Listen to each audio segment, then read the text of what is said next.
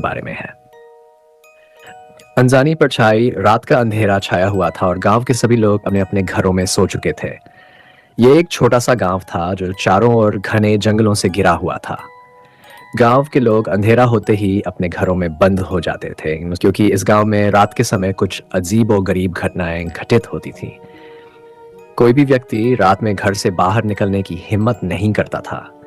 एक बार गांव में एक नया परिवार आया जो शहर से आया था। इस परिवार में एक दंपत्ति और उनकी छोटी बेटी थी। उन्होंने गांव में एक पुराना लेकिन बड़ा घर खरीदा। ये घर गांव के किनारे पर था और उसकी दीवारों पर जाले लटके हुए थे, जैसे सालों से उसे किसी ने छुआ ही न हो। गांव के लोग इस घर के बारे में कुछ कहने से कतराते थे। वे कहते थे कि इस घर में कोई अनजानी परछाई रहती है जो रात होते ही अपना रूप दिखाती है। लेकिन नए परिवार ने इन बातों पर ज्यादा ध्यान नहीं दिया और उन्होंने उसी घर में रहने का फैसला किया। पहली रात कुछ खास नहीं हुआ, लेकिन दूसरी रात कुछ अजीब हुआ।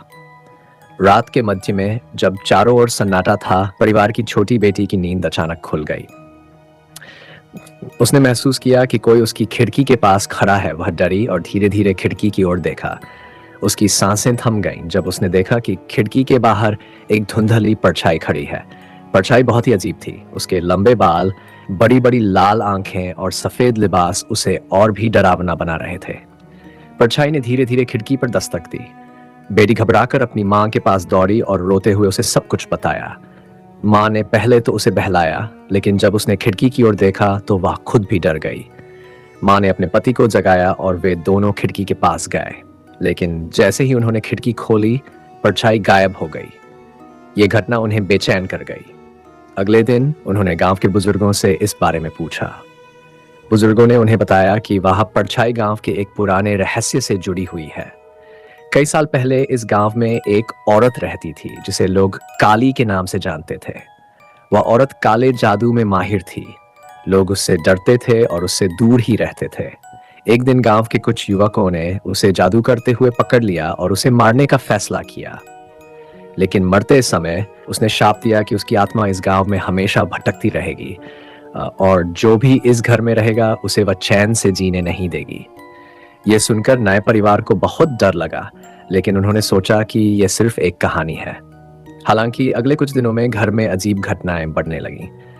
रात में दरवाजे खुद ब खुद खुलने लगे, दीवारों पर खून के निशान दिखाई देने लगे और परिवार को हर समय किसी की उपस्थिति का एहसास होने लगा।